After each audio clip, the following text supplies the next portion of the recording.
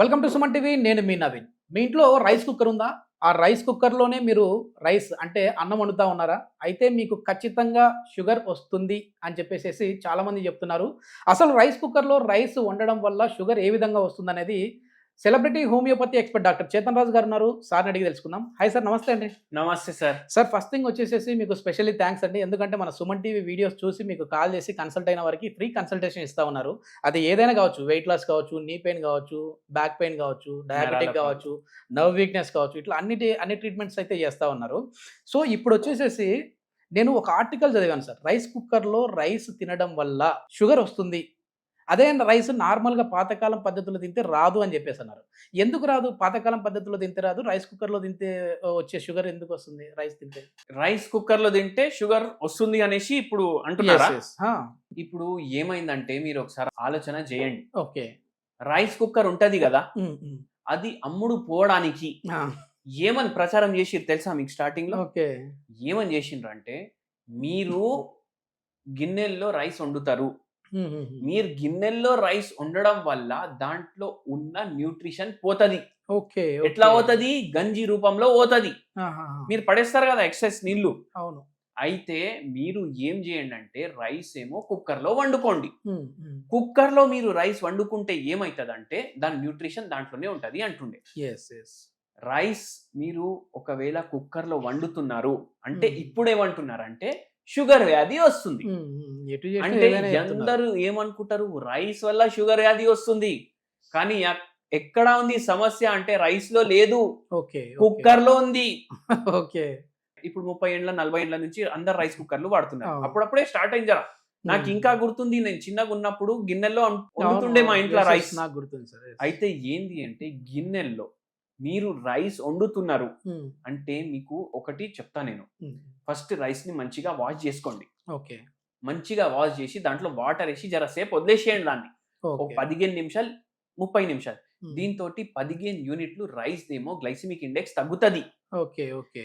అది తగ్గినంక మీరు water change జేసి, అది మీరు ఒక గిన్నెలో యేసుకోండి. హుహు. ఇప్పుడు మనం ఏం జేస్తాం కుక్కర్‌లో వండినప్పుడు 1 గిలాస్ రైస్ తీసుకుంటే, 2 గ్లాసులు డబల్ ఏమో నీళ్ళేస్తాం. నీళ్లు యెస్. తీసుకుంటాం. ఆహా! ఇప్పుడు ఉడకబెట్టేటప్పుడు మీరు ఏం చేయండంటే, అంత కాదు ఇంకా ఎక్కువ నీళ్లు తీసుకోండి. అవును. అవును. జర స్టిర్ చేస్తూ ఉండండి దాన్ని హుహు. వండేటప్పుడు. ఓకే. అది వండిపోయిన తర్వాత మనం ఇట్లా రైస్ చూసుకుంటాం. హ్మ్. వండిందా లేదా అనేసి. అవును. ఆ వాటర్ పడేసేయండి. దాంతోటి ఏమైతదంటే స్టార్చ్ ఏమో బయటికి పోతది. ఓకే. ఇప్పుడు కుక్కర్‌లో ఏడికెళ్ళి తీస్తారు మీరు? కానీ అందులో ఆ గంజి నీళ్ళు తాగడం వల్ల గూడా మనకి ఎనర్జీ వస్తదని జెప్పేసి అవును. తాగుతా ఉంటారు ఎందుకంటే గదా! దాంట్లో కార్బోహైడ్రేట్ ఉంది గదా! ఓకే. డీహైడ్రేషన్ అయిందనుకోండి ఆహా! పిల్లలకి. అట్లాంటి వాళ్ళకవసరం. డీహైడ్రేషన్ అయిందనుకోండి పిల్లలకి, హుహుహు. లూజ్ మోషన్‌లు అయితున్నాయనుకోండి, హ్మ్. వాళ్ళకివ్వండి. హాస్పిటల్‌కెళ్ళి గ్లూకోస్‌లు పెట్టుకునే అవసరం ఉండదు. సూపర్. కానీ షుగర్ వ్యాధి ఉంది మనకు. అవును. షుగర్ వ్యాధి ఉన్నప్పుడు మనం ఇంకా షుగర్ ఎందుకు తాగుడు? యెస్. అయితే అందుకే అది మనం తీసేస్తున్నాం. ఓకే. దాంతోటి గ్లైసెమిక్ ఇండెక్స్ తగ్గుతది. జొన్న రొట్టెకి ఉన్న గ్లైసెమిక్ ఇండెక్స్‌కి వచ్చేస్తది. ఓకే. ఎట్లా? ఇప్పుడు 60కొస్తది. మళ్ళా దాని మీద నెయ్యేసుకొని తినండి మీరు. హ్మ్. హ్మ్. ఏమంటారు? నెయ్యి తినొద్దు. హ్మ్. ఎందుకు తినొద్దు? ఫ్యాట్ ఫ్యాట్ ఉంటదనేసి ఆ! చెప్తుంటారు. మళ్ళా వాళ్ళే బటర్ అమ్ముతారు గదా!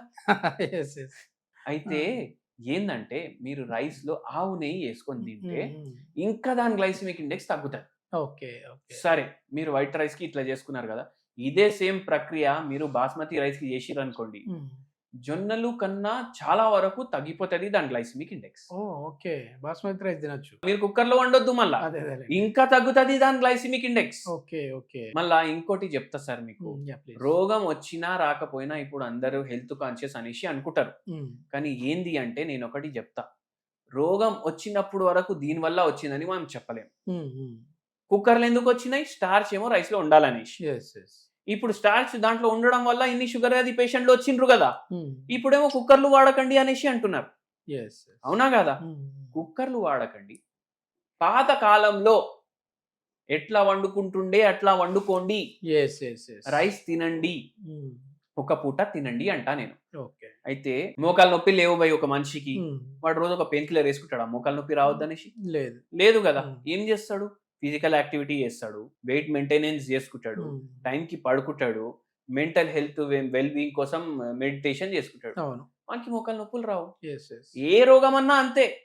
టైంకి తినడం, టైంకి పడుకోవడం, శుభ్రంగా తినడం, ఇంట్లో తినడం, మెంటల్ పీస్ ఉండడం, ఫిజికల్ యాక్టివిటీ ఉండడం. డయాబెటీస్ లో మాత్రమే అంటే రైస్ తింటే డయాబెటీస్ వస్తుందేమో అని రైస్ నే బంద్ చేసేస్తా ఉన్నారు పూర్తిగా. అట్లా అంటే ఇండియాలో అసలు ఇండియనే ఉండొద్దు. మ్మ్. ఎందుకు? అందరు చచ్చిపోవాలి. ఓకే.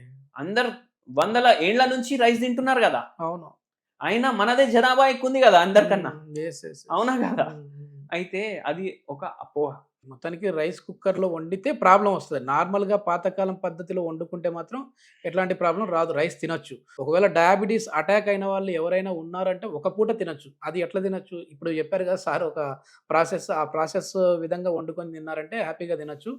మరీ తినమన్నారు కదా అని చెప్పేసి ఎక్కువ తిన్నారంటే మాత్రం ఇబ్బంది అయిపోతుంది. సో ఇది మొత్తం మీద చాలా వరకు కూడా ఈ డయాబెటీస్ని రివర్స్ చేయడంలో హోమియోపతిలో ది బెస్ట్ మెడిసిన్స్ ఉన్నాయని చెప్పేసి చేతన్ రాజు గారు చెప్తా ఉన్నారు. సో ఎవరైనా డయాబెటీస్తో ఇబ్బంది పడే వాళ్ళు ఉంటే సార్ కాంటాక్ట్ నెంబర్ ప్రొవైడ్ చేస్తూ ఉన్నాము. మీరు నేరుగా సార్తో మాట్లాడొచ్చు. Thank you sir.